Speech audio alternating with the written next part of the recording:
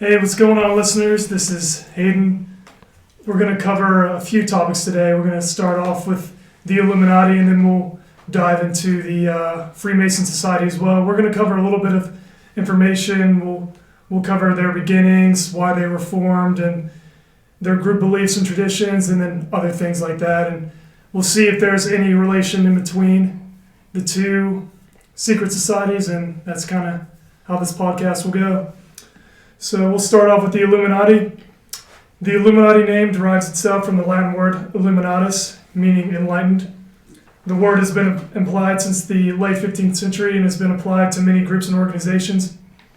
Members of this organization claim to be unusually enlightened, attributed to a higher source or an exalted condition of the human intelligence. And this was a very, very selective group. It wasn't like anyone was allowed to join. Weishaupt was looking for specifically people he viewed as elite or valuable members that could contribute to his new society. It began in the mid-1776 whenever Weishaupt took 5 of his hand-picked law prodigies at the University of Ingolstadt and began expanding upon his ideas. Very quickly, they grew large in numbers, as by 1777, the original 6 members were all initiated into a Masonic lodge, which he then used to start spreading his word, where they grew rapidly. Adam Weishaupt's reasoning for founding this organization was to replace Christianity with a religion of reason. Weishaupt was skeptical of religions such as Christianity. Before the secret society was established, Weishaupt continued to become more frustrated with the university he taught at, and there were Jesuits at this university that discredited his work. So, as time went on, he got more frustrated with dealing with these individuals, so it sort of kind of sparked an interest of creating a secret society, and that's kind of how the Bavarian Illuminati came to be. When the Illuminati first started, they were a secret society like many others that was out trying to recruit other people, but many people knew that they were an organization. But later, throughout time, they began to grow even more secret and become more of a myth that no one really knew about. The way they spread is different throughout the world. For instance, in Germany, where it originated, it spread through fact. People knew this was a real organization in their hometown, in their neighborhood. They knew they didn't know what sort of threat or benefits they posed, but it was a factual, it was known knowledge that they were around. And whereas now everything is, as we're studying, it's a conspiracy, it's an idea. People have reasons to believe they still lie around, but as far as facts are concerned, the Illuminati disbanded in the 1780s. Sort of building off of what Dustin just said there, the Bavarian Illuminati, the Adam Weishaupt, he was willing to recruit an array of individuals. However, he gave special attention towards men of rank, wealth, and social importance. So, he wanted to sort of be active with people that were of higher class. He sort of disregarded women and people of lesser means during this time, unfortunately. So it wasn't necessarily he didn't have a very fair way of recruiting people, unfortunately, but as time went on, I think he became more relaxed with that. So, but during the beginning, that's sort of who he targeted. And I think kind of going off what you were saying with that, I think it's kind of important that he's recruiting these really wealthy, powerful people, because he has to make his organization almost legitimate. And if he wants them to grow in power and influence, you have to get the people that have all the money, all the political influence and all that. And not only that, but he never put a cap on what he could do with his organization. Because, like Austin just said, he started off with wealthy people trying to draw in attention, But not only was he trying to grow in size and notoriety, the group, once you have these wealthy moguls or whatever who can support you financially, all these other things, they allow you to start recruiting your common day people, which is one of Weishaupt's biggest goals, because he wanted to essentially abolish everything that was holding people back, all of their restraints. And he believed that by having all of these wealthy people able to fund him and his ideas, that he eventually could recruit essentially everybody, wealthy and poor, to just live under this idea. I think a a big part of it's like going against the government, going against like state authority. Like I think that's kind of how they like would recruit people, is because, you know, they want these people who are in charge of like big organizations and get all these people to come together and go against, you know, different religions, different governments, and create almost like a utopian, like one central, you know, government, one central economy. So they kind of be, you know, they're saying they're enlightened, you know, so they're kind of the ones in charge, the ones, you know, running all of that, you know. I do agree with that, because like a lot of their beliefs, or at least the common conspiracy, was that they're trying to create like a one world government. And the key difference between the Illuminati as opposed to just other groups that have tried to seek that is the legitimacy of their argument. It's the fact that they weren't, and Weishaupt was even quoted himself, he's very anti-tyranny, very, you know, just, he didn't want it to be a single power ruling the world. He wanted it to be the mutual idea of, we can follow this person, we'll do well, nobody has to be better than anyone else. He was really trying to give people like a euphoric and, like you said, a utopian lifestyle where they didn't have to worry about anything, as opposed to, you know, like fear-mongering people like Fidel Castro or some of these other dictators throughout history. Yeah, and as a result of that, obviously, like, the governments didn't like that, and it ended up having like internal conflict within the society, which led to it being banned, as we said earlier, in the 1780s, and many of the members were put in prison, and other ones like just kicked out of town, had to run away. And Weishaupt was stripped of his position at the university and banished. So, you know.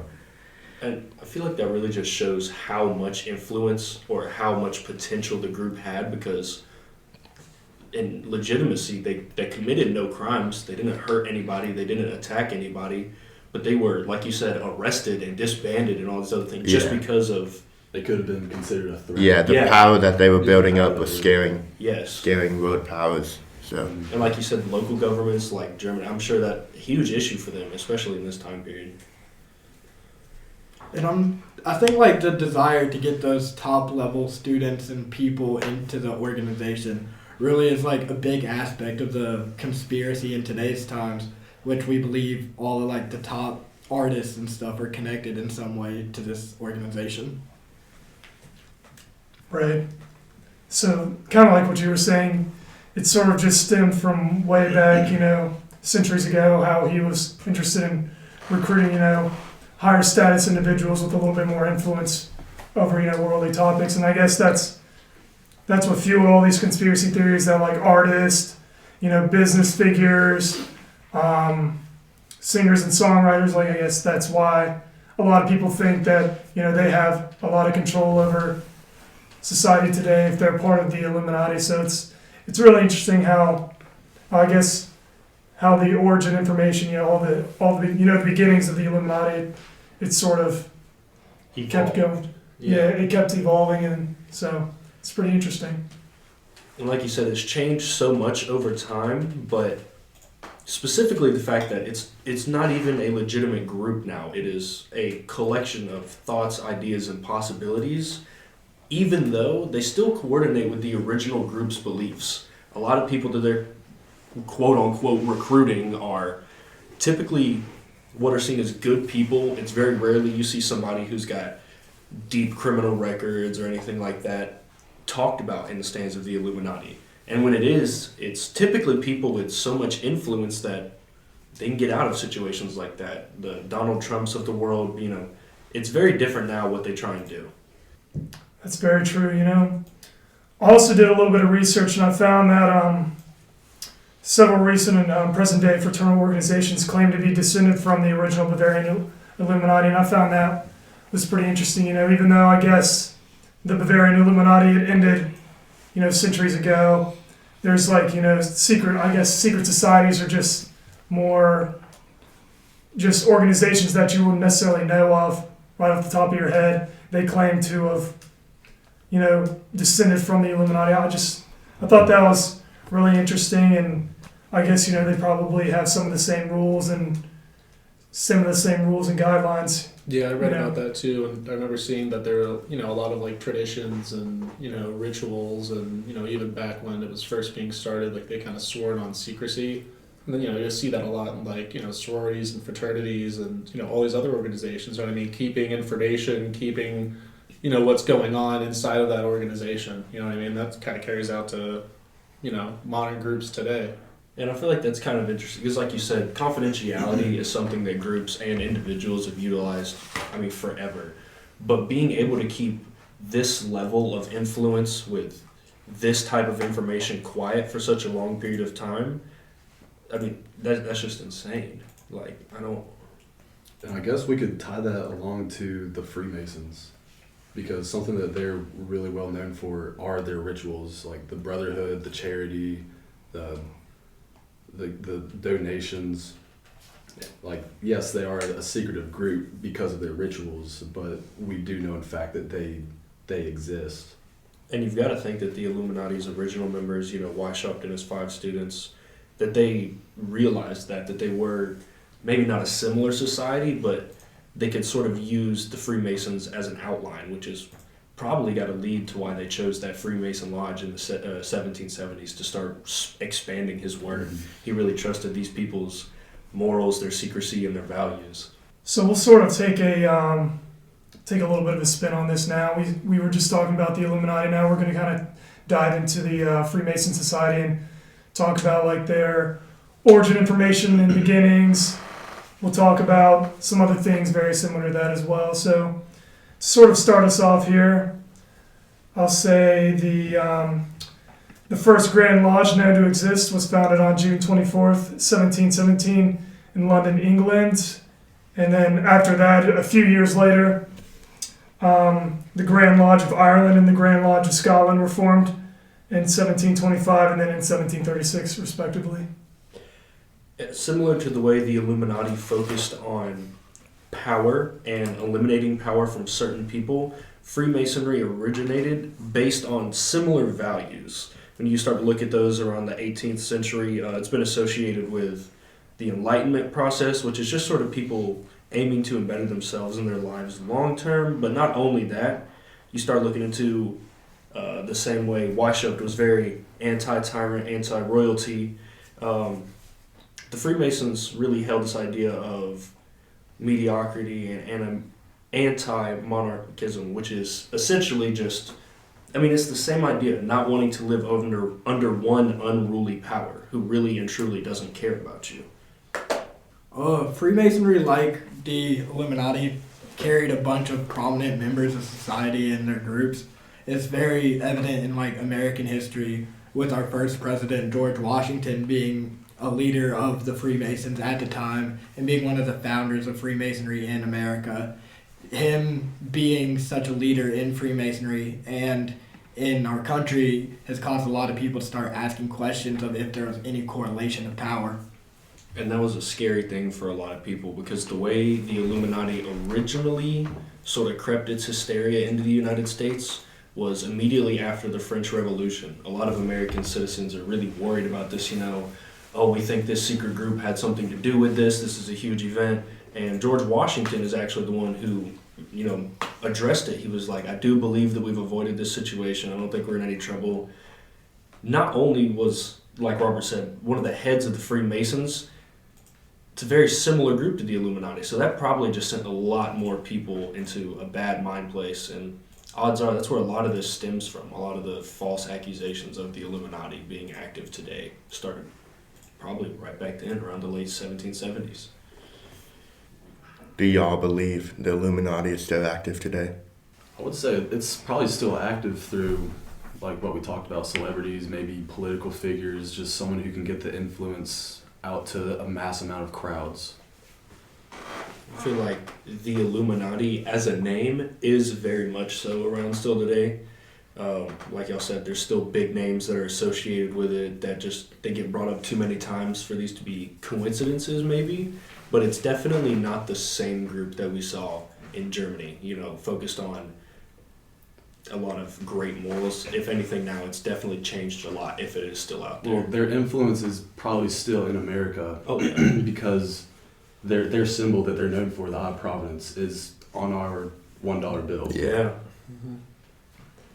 Yeah, I definitely think the Bavarian Illuminati, as we know it, is not doesn't exist anymore, unfortunately. But I think that there's definitely still the Illuminati as a group is still around today, and it still has some influence. But honestly, I don't think it's as powerful as people think it is. And sort of building off on that, I think the most influential people in our society are like politicians and business executives. I feel like they kind of hold more power than any of the like members. If the Illuminati did exist today, I think those people would hold more power than members of the Illuminati. Such as people like Jay-Z or Miley Cyrus or Barack Obama. People that some people think that are in the Illuminati. So it's definitely a big question mark, and I'm definitely not sure on what I believe. So I think it's something that I can believe in. I definitely see the idea of being real, and I can see of being in charge of these big corporations, how it can kind of extend your power to politicians and celebrities and social media, whatever. But I think the big thing is that a lot of people will kind of explain things and just say it's the Illuminati. You know what I mean? I think that just comes from distrust in the government, distrust. It's just used, how it it's was used like a scapegoat. Right. It's with the vaccine, it's the Illuminati's involved or whatever. You can just make that a reason. So it kind of almost weakens the word. It kind of makes it not just an organization, but a bigger picture thing. If that makes any sense. Yeah. I definitely agree with what you were saying for sure. It's I agree with you with the fact that if actual evidence and information came out, it wouldn't surprise me of the Illuminati coming, but at the moment, I would need more evidence. Because you got to think too, if all these people are involved, they're saying there's hundreds of members, most important, powerful figures. The fact that no one's come out and said anything, how do you think that works? You know what I mean? There has to be at least one person that would come out and just with some expose everything. Evidence, concrete evidence. Yeah. And whenever stuff like that happens, like you said, it's not concrete evidence. It's just word of mouth. It's somebody saying, "Oh, this is real." For instance, Jim Carrey went on the Jimmy Fallon show, started throwing up symbols and yelling everything. He's like, "Oh, it's real." People reacted to that really weird, and I mean, it's very obvious that media outlets don't try and push stuff like this. Maybe because they want something to hide, maybe because they see it as foolish, but like y'all said, until there's some sort of physical, tangible evidence proving that it's an active day organization, there's nothing more we can do than just speculate. I'll sort of conclude that with this statistic here.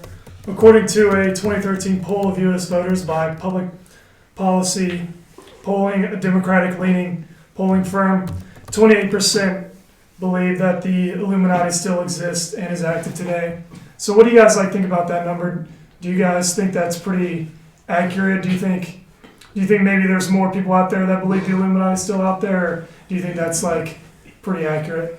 I think there's people out there who definitely believe there's Illuminati members out there, but I'm not sure the public necessarily believes that there's that strong of a secret group getting together and having meetings, pulling strings or anything like that. I kind of agree with what he's saying. I think a lot of people will think that they believe in the idea of it, but don't specifically believe in specifics. You know what I mean? I feel like that's exactly what it is. There's probably a very high percent of people out there who are this is possible. There's a reason that this could be real, but they most likely and truly believe it's just kind of a hoax. The thing about humans is we don't like being in the unknown. Yes. We like to know what is going on. If there's anything that's ever unexplained, I feel like it's really easy right now to pin on the Illuminati. And that might be all it is. That's all that's left of it is people just blaming stuff on it, trying to, keep it alive or just so they have an answer to these things. Yeah. I don't think, us, just common people will ever really know, because it's a secret society is just that, a secret society, the public doesn't necessarily, isn't going to know that much about it. So, I mean, we'll just never really find that, we'll just never find, the true answer to that. So I guess it's all just speculation.